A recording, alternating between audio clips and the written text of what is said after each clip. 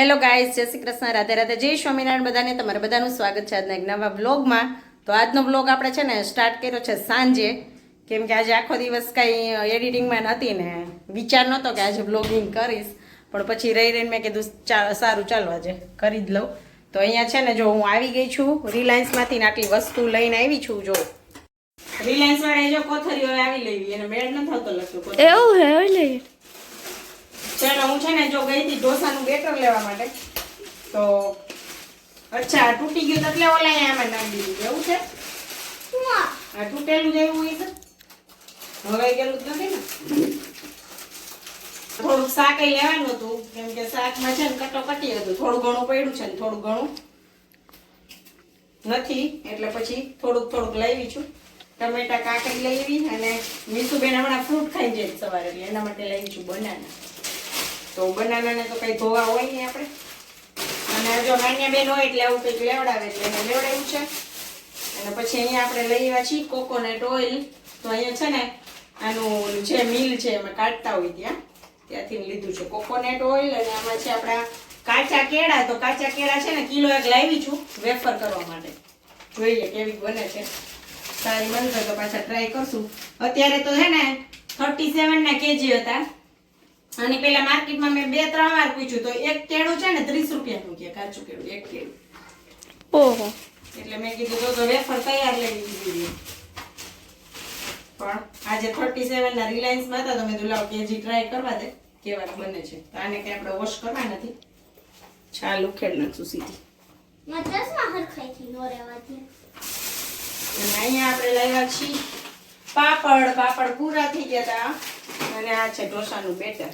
અને હવે આપણે અહીંયા છે ને બધું જો દાણા શેકવાનું ચાલુ કરી દીધું છે. આજે દાણા પડ્યા નથી જો એટલે જ હું છે ને દાણા શેકીને રાખું. હમણાં કેદુના પૂરા થઈ ગયા હતા, અને ઢોસા છે ને વચ્ચે હમણાં ઘણો ટાઈમ થઈ ગયો બનાવ્યા જ નથી. તો આજે પાછો ફરી ઢોસાનો પ્રોગ્રામ છે, તો દાણાની ચટણી બનાવી હોય એટલે જ હું દાણા શેકીને રાખું ને તો અત્યારે ફટાફટ બની જાય ચટણી. તો આજે દાણા પૂરા થઈ ગયા હતા તો શેકાને રાખ્યા જ નહોતા વચ્ચે, અને ટમેટા પણ મૂકી દીધા છે. તો આગળના વિડીયોમાં તમને બધાને ખબર છે કે ઢોસા હારે અમે 2 ચટણી બનાવીએ. તો અહીંયા 2 ચટણી મળે ને તો અમને બધાને હવે એ 2 ચટણી યારે ઢોસો ફાવી ગયો છે. હા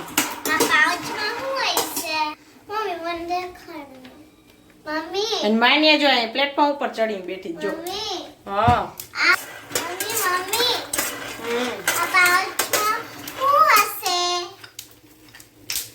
પેન્સિલ ને એવું બધું, બીજું શું હોય? Pink colour.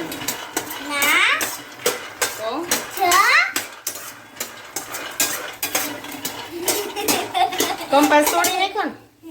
હે બતાય એ આ ઓલો કંપાસ નું ઉપરનું ઢક્કણ જ છે, ઉપરથી કાગળે કાઢ નાખો એવી છે ને લુચ્ચી. તો આજે છે ને રસોઈમાં કઈ બનાવવાનું મળતું નહોતું. શું બનાવું દાણા શેકાઈ જાય, થોડી વાર ઠરવા દેવા પડશે.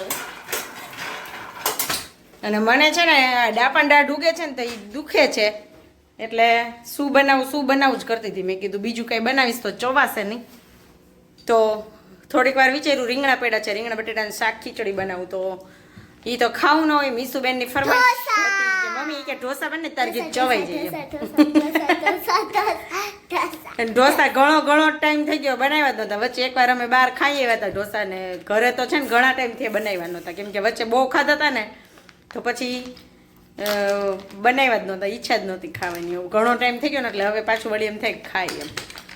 તો ડાપણ દાઢ આજે ઉપડી જ મને દુખે છે, એટલે ઢોસા કીધું ખવાઈ જશે હાલો પોચા હોય ને, નકર ખીચડી બનાવી હતી.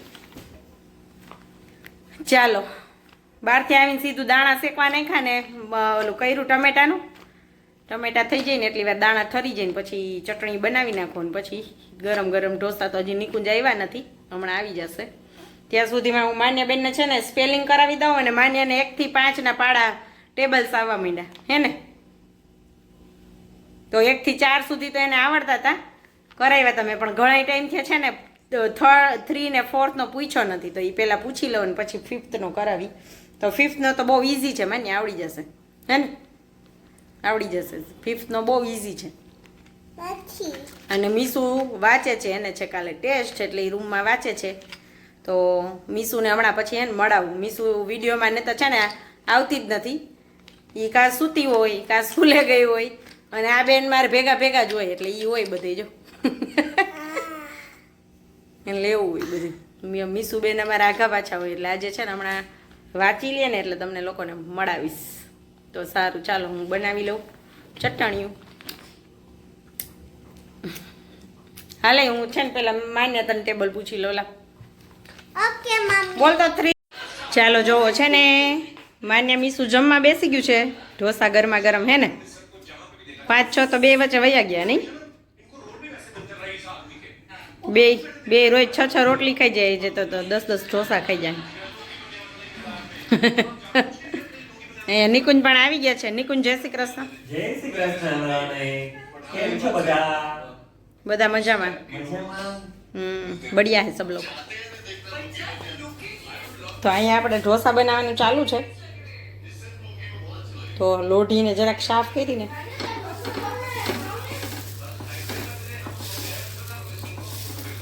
માન્ય ઢોસો ફિનિશ કરજો.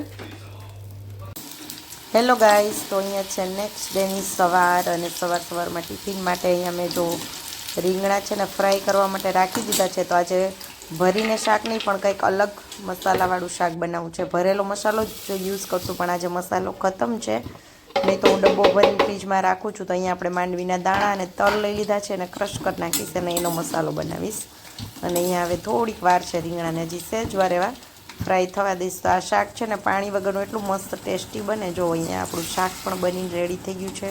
તો ટિફિન માટે આજે છે ને નિકુંજને એક જ માટે રીંગણાનું ખાલી શાક છે એટલે બનાવવાનું છે. અમારા માટે બીજું બનશે કંઈક બપોરે. ચાલો જો અહીંયા નિકુંજનું ટિફિન રેડી થઈ ગયું છે. અહીંયા શાક છે, કાકડી, રોટલી બની ગઈ છે અને હળદર એક ડબ્બી મૂકવાની છે. બાકી છે ને દહીં ત્યાં હોય એટલે છાશ હમણાં લઈ નથી જતા. તો ગાઈસ આજનો વિડીયો છે ને અહીંયા જ એન્ડ કરવા જઈ રહી છું હું, કેમ કે હમણાંથી મેં છે ને વિચાર્યું છે કે થોડાક નાના વિડીયો બનાવું.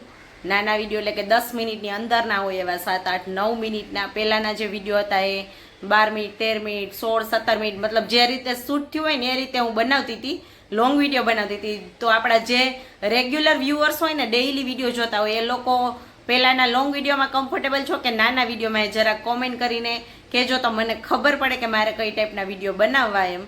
તો આજે એટલે જ મેં છે ને અત્યારે સવારમાં શાક બનાવ્યું ને તોય પણ રેસીપી આખી ન લીધી, કેમ કે આખી રેસીપી હું મૂકું ને તો વિડીયો થોડોક લોંગ થઈ જ જાય રેસીપી મૂકું એટલે. તો પછી કાંઈ ખાલી રેસીપી બતાવી શકું, બીજું કંઈ ન બતાવી શકું એમ. હું જે લાઈફસ્ટાઈલ બતાવું છું એ પહેલાં જે વિડીયો બતાવતી હતી ને સવારથી સાંજ સુધીનો વિડીયો હોય એ રીતે બતાવતી હોય એટલે 15 મિનિટ ઉપરના વિડીયો એ થઈ જતા ઘણા એમ. એટલે તમે લોકો કઈ ટાઈપના વિડીયો જોવા માંગો છો ને એ જરા કોમેન્ટ કરો તો મને ખબર પડે. તો સારું ચાલો આજનો વિડીયો અહીંયા જ એન્ડ કરશું. મળશું કાલે એક નવા વિડીયોમાં નવા કન્ટેન્ટ સાથે. ત્યાં સુધી આવજો. Bye bye. જય શ્રી કૃષ્ણ બધાને. અને ચેનલ ઉપર નવા હોય તો લાઈક, શેર, સબસ્ક્રાઈબ જરૂરથી કરતા જજો. આવજો. Bye bye.